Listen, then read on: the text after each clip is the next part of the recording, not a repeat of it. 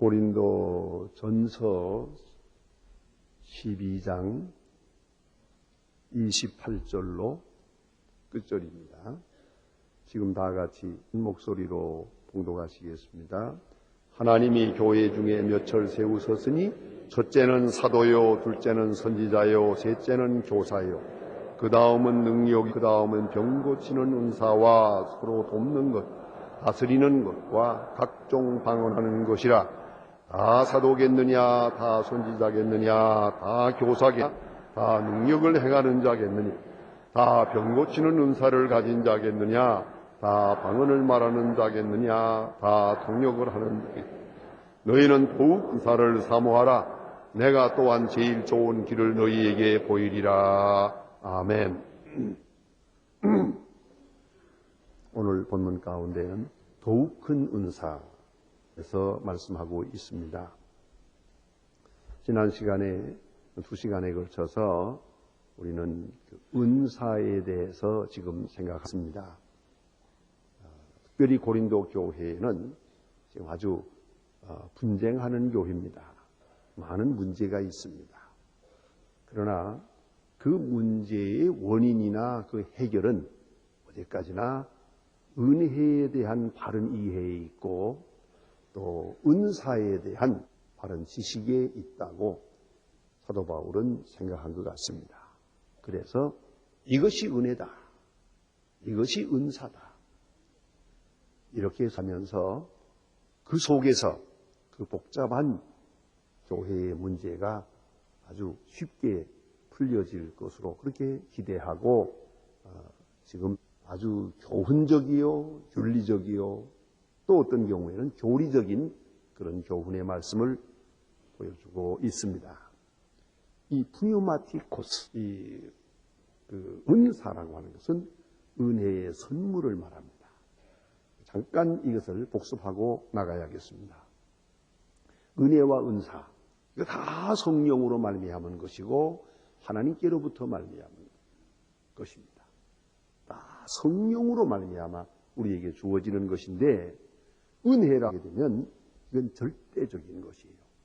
보편적인 것이에요. 누구나 다 받아야 되고요, 또 같은 모양으로 받습니다. 그래서 흔히 말하는 성령의 열매 9가지, 그건 똑같은 거예요. 누구에게나 이 성령의 열매는 있어야 하고 또 필요하고 또 자연히 성령을 받았으면 열매는 맺히게 되어 있어요. 성령이 종자로 들어왔으면 이것이 자라서 그 생활 속에서 열매를 맺게 되어 있어요. 그런 거로 9가지 열매는 우리가 억지로 맺으려는 것이 아니에요. 성령이 우리 안에 들어오면 그 은혜 가운데서 그 인격 속에 9가지 열매 계속 맺혀지게 마련이에요. 성령의 열매, 이렇게 말하게 됩니다. 이것은 은혜를 말하는 것입니다. 이건 은혜적인 것이에요. 그래서 은혜라는 것은 한마디로 정의를 하면은 우리로 하여금 그리스도의 사람 되게 하고 그리스도의 사람 됨을 믿게 하고 그리고 그리스도와 같은 성품의 인격의 사람으로 우리를 변화시키는 능력, 그것이 은혜예요. 은혜 받았다 하는 우리 마음이 주님의 마음이 돼요. 은혜 받았다 하면 우리 생각도 주님의 생각과 같이 돼요. 은혜 받았다 하면 내 기쁨도 주님이 기뻐하시던 것을 내가 기뻐하게 돼요. 은혜 받은 사람은 내가 받는 것보다는 섬기는 걸 더 좋아해요. 이것이 은혜 받는, 이 성령은 곧 그리스도의 마음, 그리스도의 영이기 때문에 성령 받을 때 바로 은혜 받게 될 때는 그리스도의 그것과 그리스도의 성품과 그리스도의 생각과 그리스도의 생활과 그 생활 철학과 이런 것으로 우리가 자꾸 가까이 가요. 그리스도를 받아가게 되는 것이, 그것이 바로 은혜예요. 그러니까 여러분, 남보다 내가 더 은혜 받았다 한다면은 나는 그리스도에게 좀 더 가까이 갔어요. 전에는 내가 이런 것을 좋아했는데 이제는 주님께서 좋아하시던 것을 좋아해요. 우리 기쁨도, 이 기쁨과 행복 자체가 벌써 아주 중생을 했어요. 주님의 마음과 같은 것. 그것이에요. 세상에 아무리 가도 그게 기쁨이. 교회에 있고 주님의 말씀을 듣고 주님의 말씀을 배우고 주님의 그 뜻을 따라서 섬길 때 거기에 헤아릴 수 없는 행복이 있는 거예요. 이게 은혜 받은 사람이 이걸 알아야 돼요. 이게 바로 은혜예요. 그건 일반적이고 누구나 꼭 같아요. 이거는 예외가 없어요. 그리고 이렇게 돼서 마지막에는 구원을 이루게 됩니다. 그런 거로 목적은 은혜의 궁극 목적은 구원이에요. 네, 종말적 구원도 구원이고 오늘의 성품의 구원, 감성의 구원, 지성의 구원, 이성도 구원을 받아요. 이런 구원을 이루게 된다. 이것이 바로 은혜의 옷이다. 그래서 은사라는 건 뭐냐면 이것은 본질적으로 하나님의 사역을 위해서 우리에게 주어지는 선물입니다. 그래서 이것은 상대적이요. 이것은 특혜적이요. 몇 사람에게 그렇습니다. 이건 누구나 받아야 되는 거 아니에요. 몇 사람에게 많아. 또 다요. 어떤 사람에는 이런 은사, 저런 사람이 저런 은사, 다양한 은사를 받게 된다 하는 말입니다. 그러니까 은혜 받으면 구원받고 은사를 받으면 일을 해요. 일을 하려면 툴이 있어야 되잖아요. 장기가 있어야 돼요. 장기가. 우리가 뭘 자르려면 있어야 되는 것처럼 은사를 받지 못하고는 하나님의 일을 할 수가 없어요. 그러니까 여러분이 어떤 때에 하나님의 말씀을 좀 누구에게 가르치려 하는데 그런 은사가 없어요. 그러면 가르치려고만 하면 다 도망가요. 그러면 그거는 가르치는 은사가 없는 거예요. 그 은사를 주시지 아니하면 아무나 할 수 있다고 생각하면 안 돼요. 그래서 은사를 그 방향의 은사를 받지 못한 사람이 그 일을 하게 참 덕이 되지 않는 거죠. 예? 그렇습니다. 자, 그래서 이건 은사다. 그런데 이제 그 은사의 다양성과 유기 조화와 그 관계를 교회라는 공동체 속에서 직접 적용하는 내용의 교훈을 오늘 본문에서 보게 됩니다. 물론 교회는 그리스도의 몸이요. 그리스도는 교회의 머리요. 그리스도를 머리요 정점으로 해서 온 교인들이 모든 성도들이 다 그 몸에 붙은 지체가 되고 있는 거예요. 그 지체가 될 때 지난 시간에 말한 어떤 분은 손처럼 어떤 사람은 발처럼 이렇게 쓰여지겠지요. 여러 다양한 모양으로 지체가 되어서 주님을 위해서 섬기며 쓰여지게 될 것입니다. 그런데 오늘은 본문에서 조금 더 협소한 의미에서 지금 고린도 교회 당장 문제가 되고 있는 것이기 때문에 교회의 조직과 교회 안에서의 직분을 들어서 은사 문제를 설명하고 있습니다. 그 지체도 은사요. 지체됨도 은사요. 또 하나는 지체의 기능도 은사옵시다. 그러니까 내가 어떤 지체가 되었다 할 때 그 지체가 되었다는 그 자체가 은혜의 선물이요. 예수님의 손이 됐다. 이게 보통 일입니까? 예수님의 발이 됐다. 그 굉장한 일이죠. 그 자체가 선물이요. 또 그 손으로서의 일을 할 수 있도록 힘이 되는 거예요. 지혜가 공급되고 능력이 공급돼요. 그렇지 않으면 일할 수가 없으니까. 자, 이것 또한 선물이다 하는 말씀입니다. 그러면 은사라는 말은 카리스마토스라고 하는 말은 은사라고 하는 그 말 카리스마 이건 분명히 은사거든요. 그런데 은혜의 선물이라고 할 때 먼저 꼭 생각해야 될 것은 주님의 뜻을 따라서 주어지다 하는 것입니다. 주어지는 게 선물이죠. 내가 쟁취하는 건 선물이 아니요. 돈 주고 사는 것도 선물이 아니요. 그저 쉽게 말해서 공짜로 받는 거죠. 주어지는 것, 일단 주어지는 것이 선물이요. 그러면 선물의 의미를 생각해요. 선물은 적어도 몇 가지 의미가 있어야 선물이에요. 첫째는 감사함으로 받아야 선물이에요. 아무리 선물이 주어지지만 내 마음에 감사 없으면 선물이 아니에요. 내가 선물로 줬다 하지만 고마운 줄을 몰라요. 고맙다는 마음도 없어요. 또 오히려 귀찮게 여겨요. 또 이걸 주고서 또 뭘 뺏어가려나 생각해요. 큰 뇌물이요. 그 선물이 아니에요. 그러니까 이 선물이라는 건 주는 사람도 기쁘러 주고 받는 사람도 감사한 마음으로 받아야 돼요. 예? 감사와 기쁨에 그 안에서 주고받는 것이 그게 선물이에요. 종은 울려야 종입니다. 소리가 나지 않으면 종이 아니에요. 그와 같이 선물은 상대방의 마음을 기쁘게 해야 돼요. 주는 사람도 기쁜 마음으로 줘요. 아무 조건 없이. 그게 진짜 선물이에요. 미안하지만 제가 언제 한번 결혼 주례를 하게 된 사람이 있었는데 그 어머니를 모시고 있으면서 혼자서 직장에 나가면서 성실하게 사는 그런 총각이에요. 그러나 넉넉지는 못해요. 그런데 그 결혼을 하려고 할 때 보니까 이게 다이아 반지다 목걸이다 뭐다 해서 꽤 많이 해주더라고요. 그래서 제가 좀 걱정이 돼서 그렇게 많이 해주고 휘청하고 그 살림하겠나 어떻게 많이 해주나 그랬더니 그 총각이 뭐랬는지 아세요? 여자들이 욕을 모르고 있거든.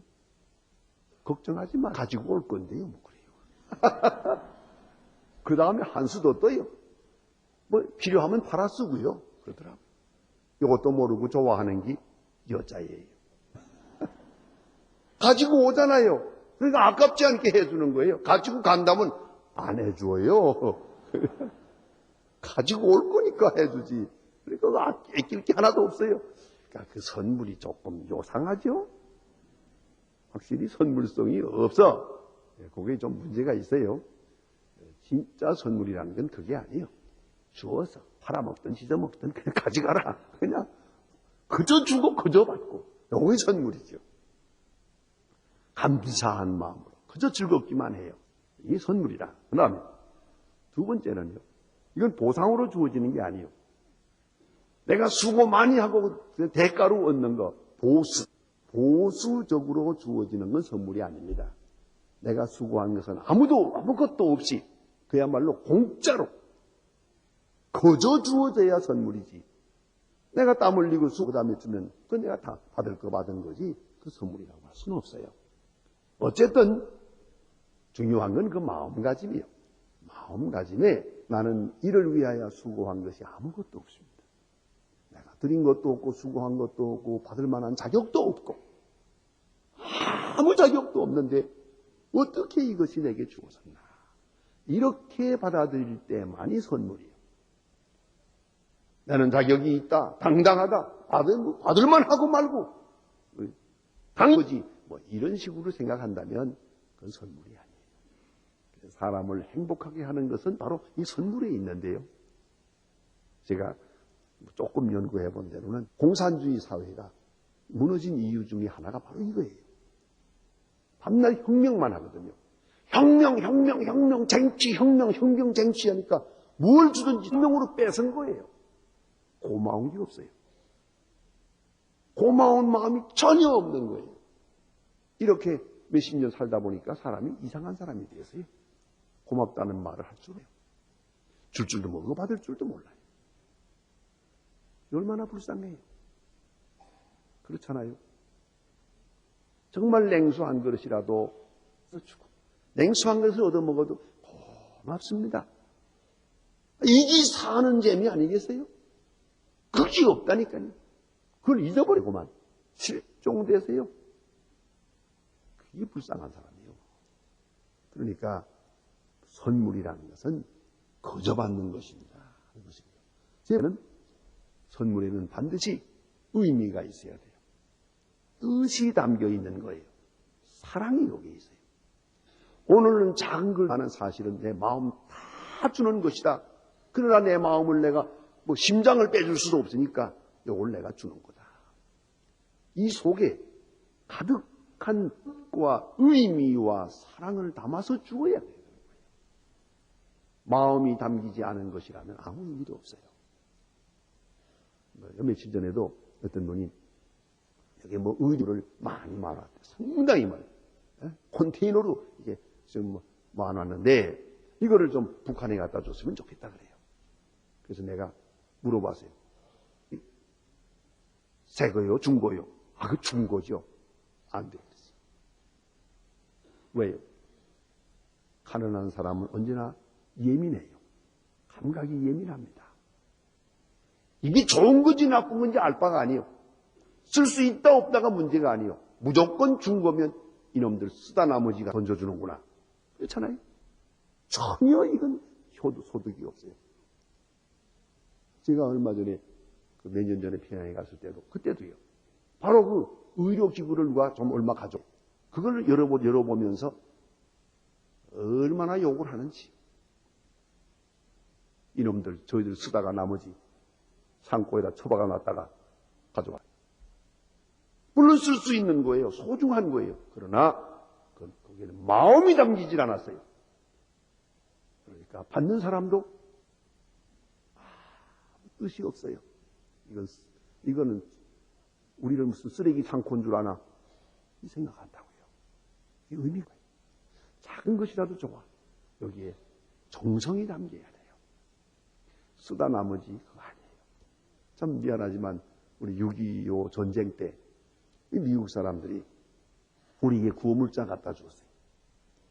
그 옷까지 뭐 양말까지 뭐 다 갖다 줬어요. 깨끗이 빨아서 보내줬는데 그 우리가 다 그거 입고 살았어요. 저도 뭐 그거 많이 입었어요. 그런데 그때 젊었을 때가 돼서 그런지 제가 한편으로는 고맙게 생각하면서도 한편으로는 좀 삐딱했어요. 이거 쓰다 나 쓸데 없으니까 말이야 이 내버려뒀다가 우리한테 갖다 주는구나. 그런 생각을 제가 했어요. 그걸 제가 미국 가서 공부하면서 회개했어요. 그 사람들을 보니까 그 사람들이 그렇지 않아요. 그 사람들은 중고 쓰는데 소질이 있어요. 구두까지 중고를 신어요. 우리는 너무 사치예요.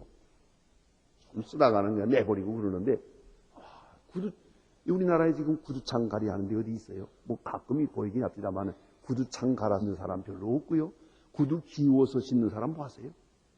아마 요새 그거 뭐지 어려울 거예요. 그 사람들은 지금도 구두창을 갈아서 신어요. 또 구두를 끼워요. 그거 막 하는 데가 많이 있잖아요. 이러니까 옷도요. 이렇게 입다가 또 중고를 팔아요. 이사 갈 때는 너무 많으면. 내다 놓고 또 사람들이 다 와서 사가요. 그거를. 또 입어요. 그래서 내가 그걸 보고야 이게 자기들이 입는 걸 우리한테 보냈구나. 그때야 고맙게 생각하니까요. 이걸 우리가 알아야 됩니다. 반드시 선물에는 의미가 있어야 되고 그 마음이 전달이 돼야 됩니다 하는 것이고 또 네 번째는 선물이라는 것은 과거에 지존한 것이 아니고 오늘과 미래의 의미가 있는 것이에요. 과거는 묻지 않아요. 현재 받는 것이고 그리고 이제부터 이 선물을 통해서 일하게 돼 있어요. 마치 결혼 반지를 주는 거예요. 결혼 선물을 주고 이제부터 결혼 반지를 끼고 아내로 남편으로 살아야 하는 것처럼 말입니다. 그러니까 미래가 중요한 것입니다.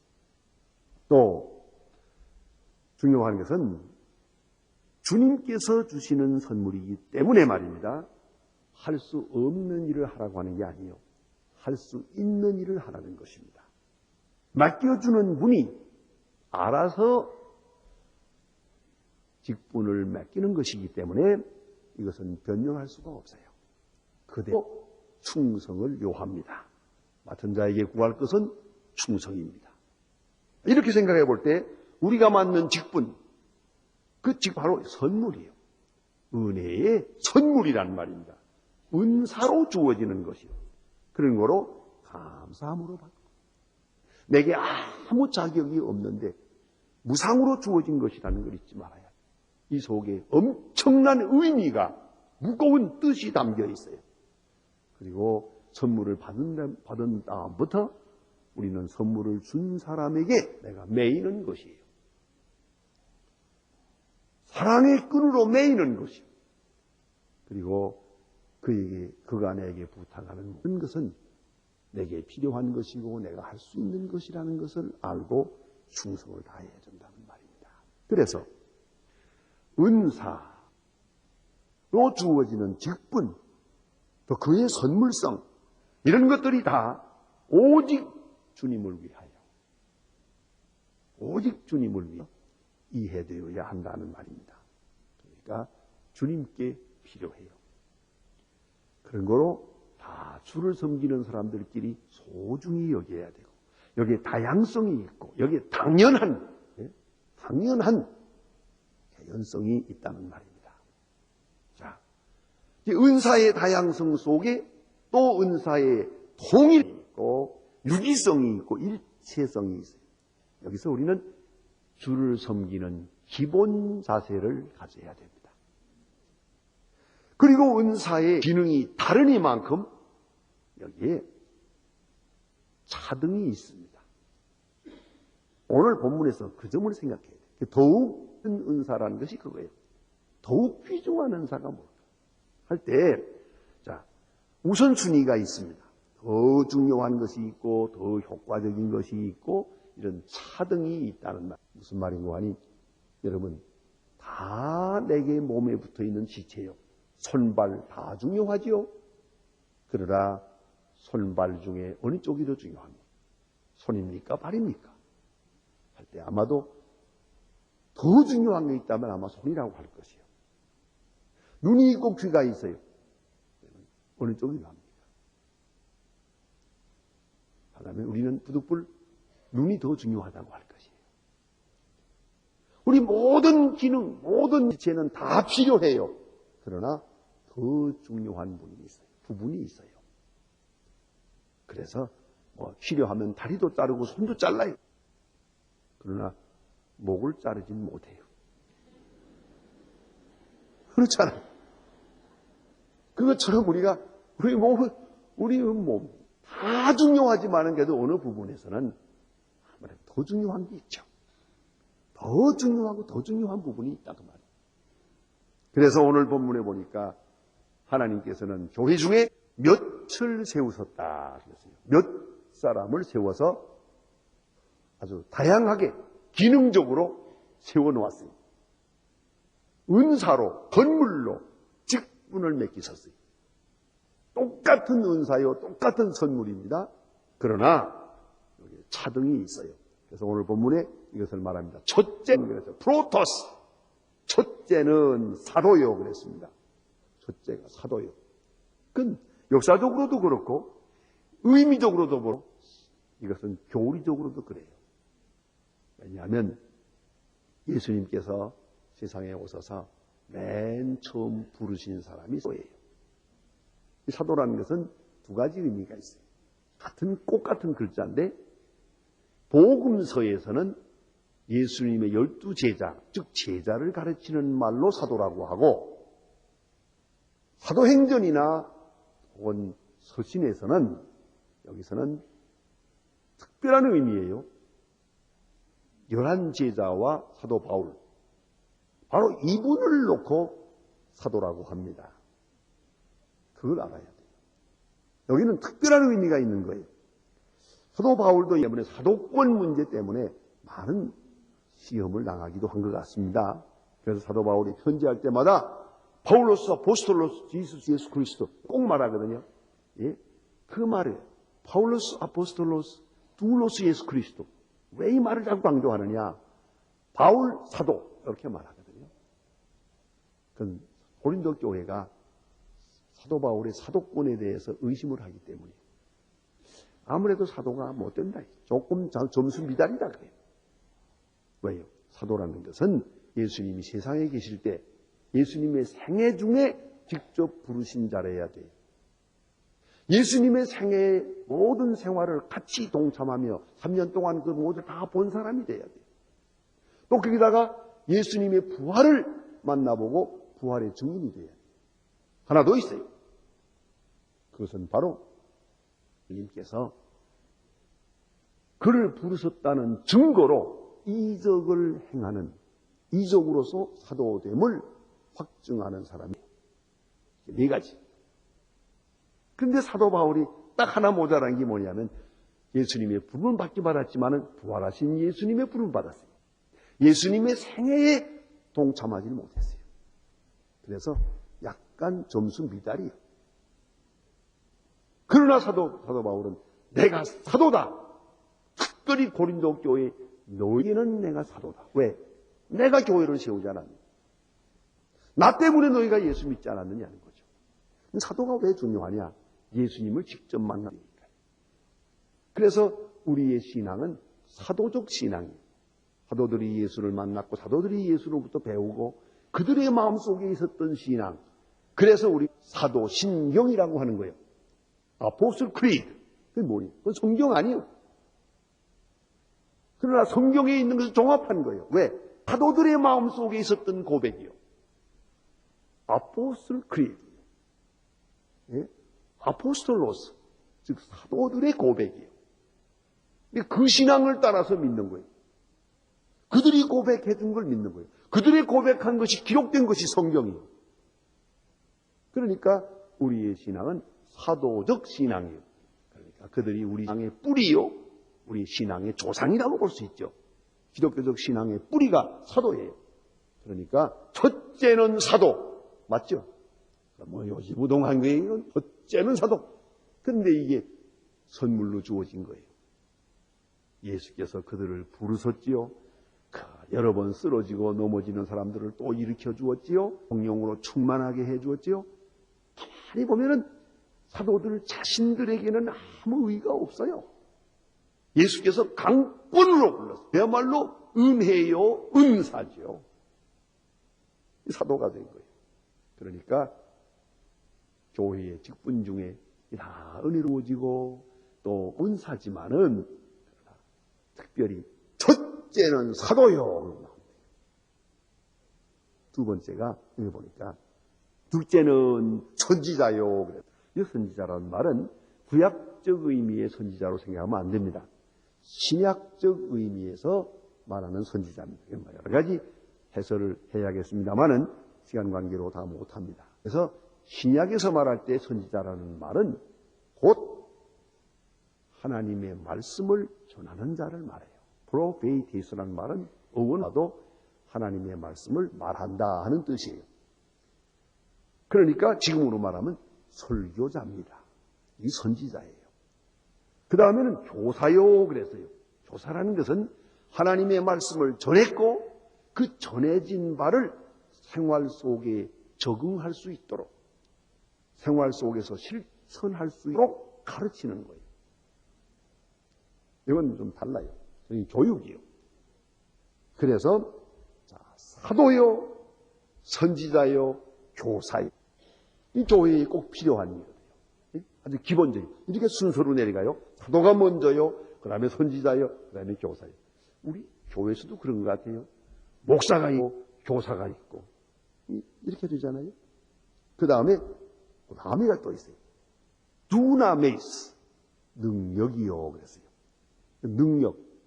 이것은 이적 행하는 자를 말해요. 특별히 기도하면 병이 나요. 예? 병 낫고 또 아주 능력이 있어요. 그런 권능을 행하는 분들이 있어요. 이런 분들. 또 그 다음에 병 고치는 은사요. 능력이요. 병 고치는 은사요. 다 은사지요. 그 다음에 서로 돕는 거, 친교, 봉사, 다스리는 거, 이건 장로요. 정치요. 교회 다스리는 일이 있어야 되니까요. 그렇죠? 그 다음에 또 방언하는 거 있죠. 방언하는 거. 그 다음에는 방언을 통역하는 거. 이렇게 말했어요. 이게 이제 당시 교회에 있었던 일들인데 이런 직분을 전부 말해요. 기능을 다 설명하는데 다시 말합니다. 여기서 첫째는 사도요.